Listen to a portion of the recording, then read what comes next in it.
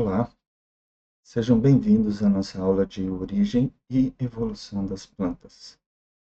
Nessa aula de hoje, pretendo falar um pouquinho para vocês sobre a origem do planeta Terra e como isso permitiu a evolução da vida, como a gente conhece, e eventualmente das plantas.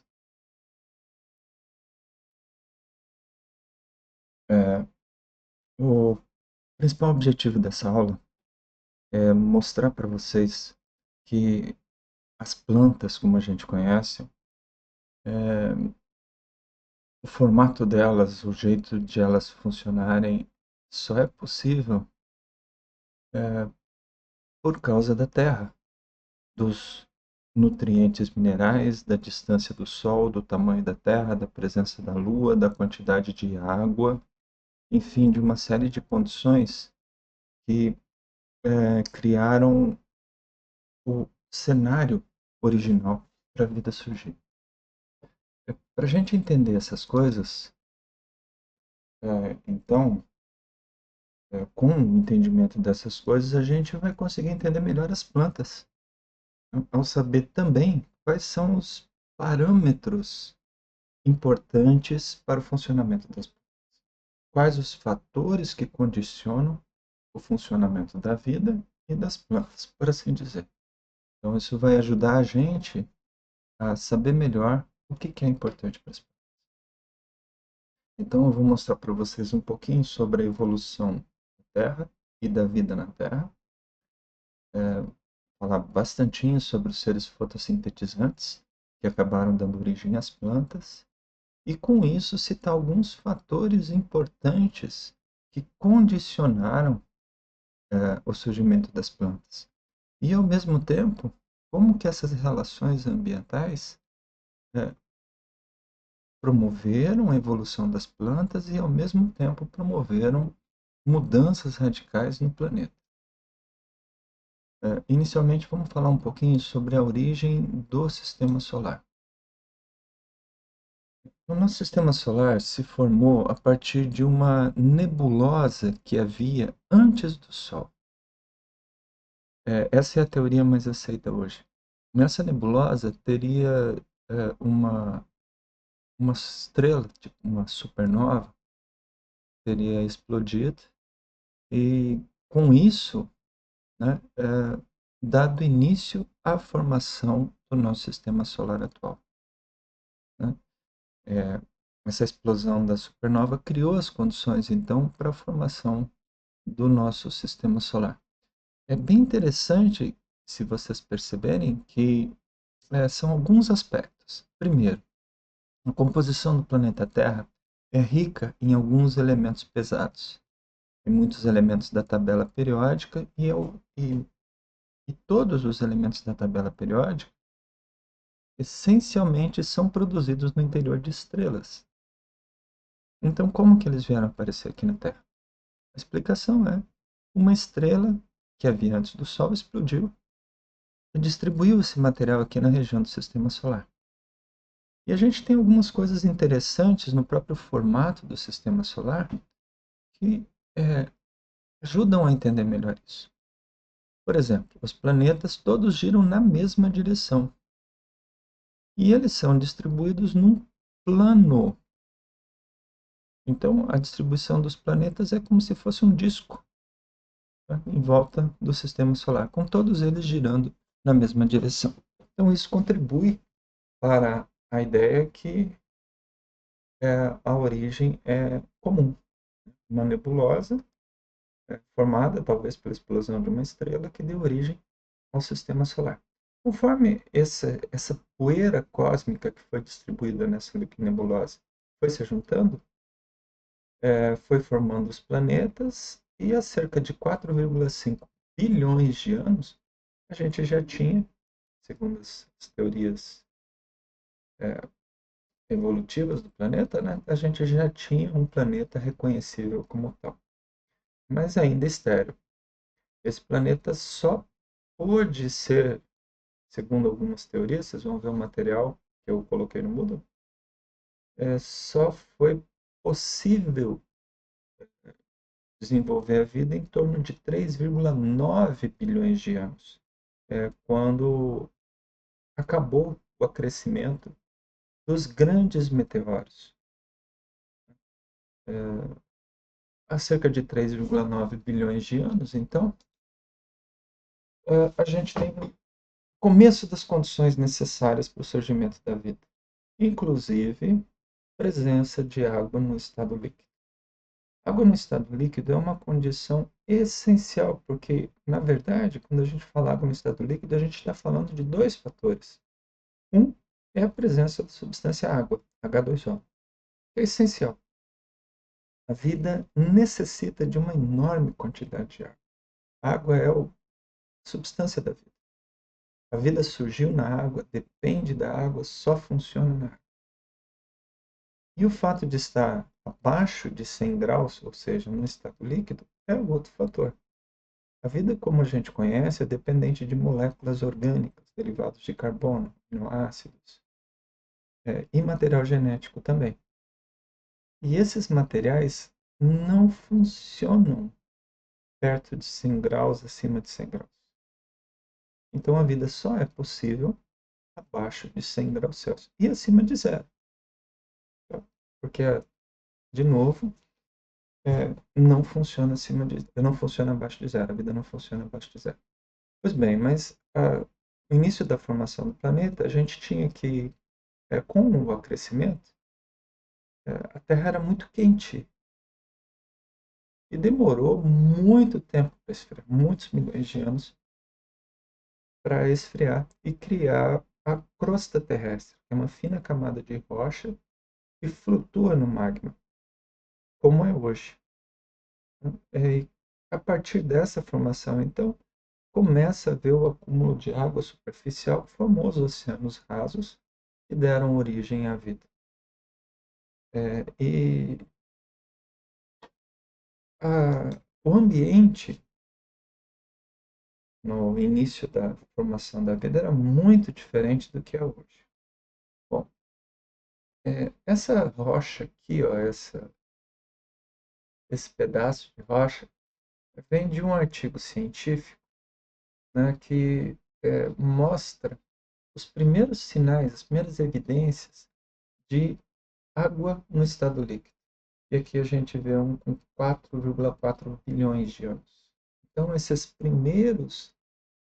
primeiras características que permitiram a vida na Terra tiveram cerca de 4,4 bilhões de anos. Mas, como eu disse, a vida só foi realmente possível a partir do fim da queda dos grandes meteoros em 3,9 bilhões de anos. O ambiente na Terra, então, era muito diferente do que é hoje.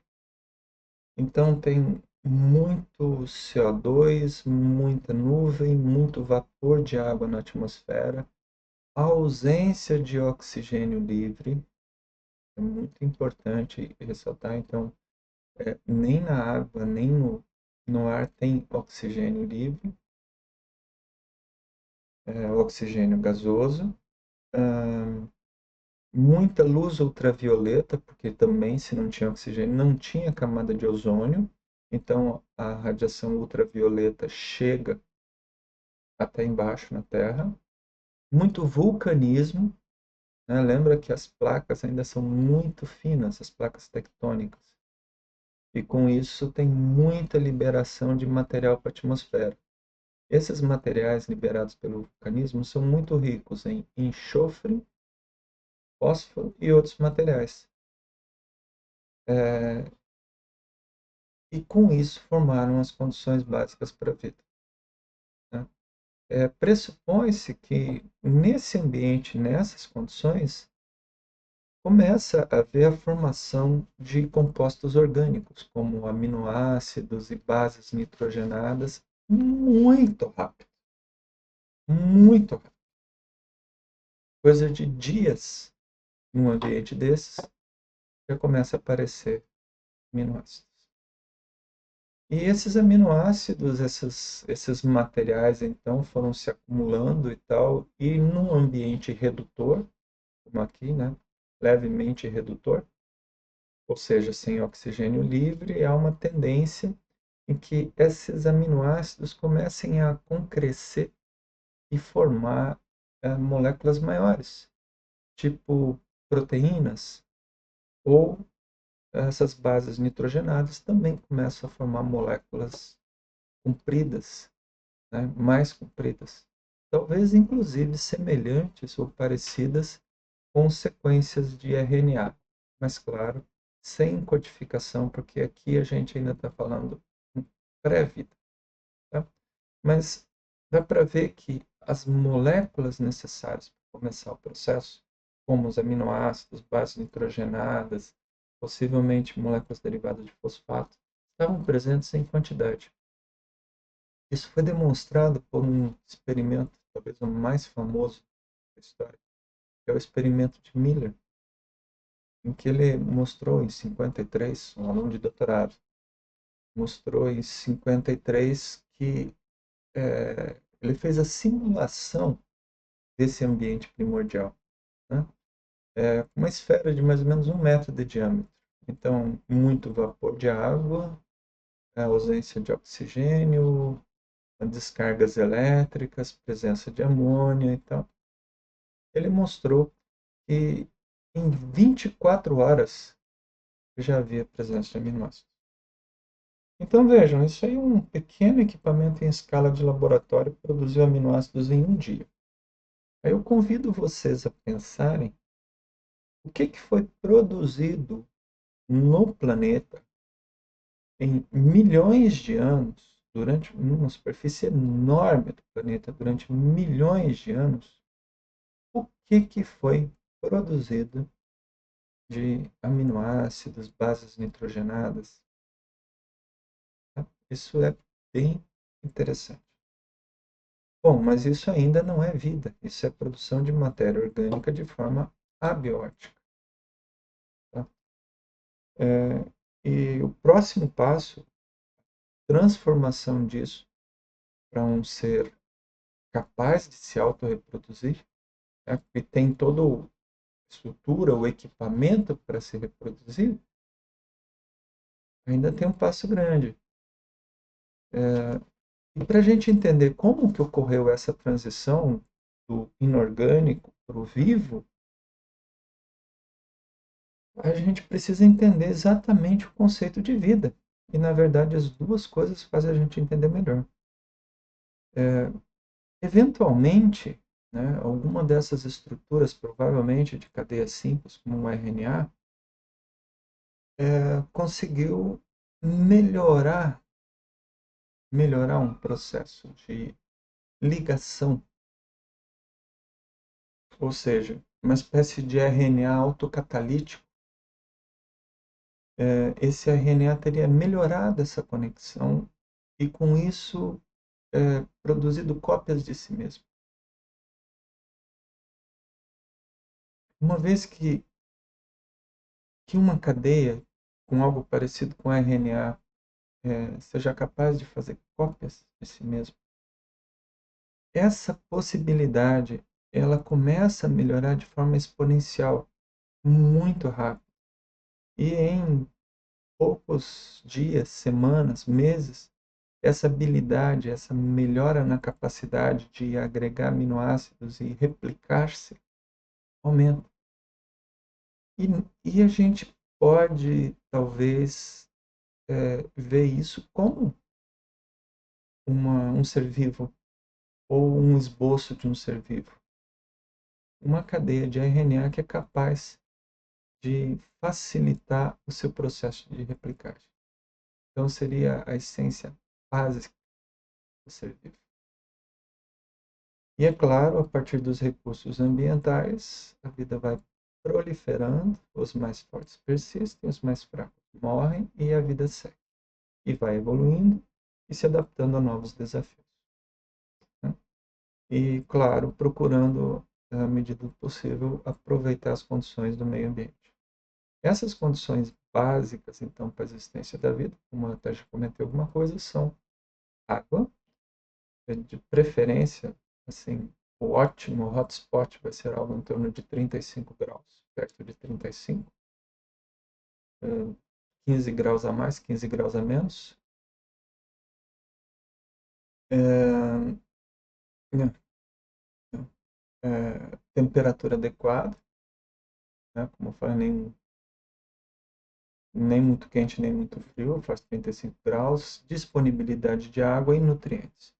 Esses nutrientes, os principais para a existência da vida são fósforo, enxofre, mas obviamente a gente tem 17 elementos essenciais necessários hoje. Provavelmente não era muito diferente no início da vida. Um pouco mais simples.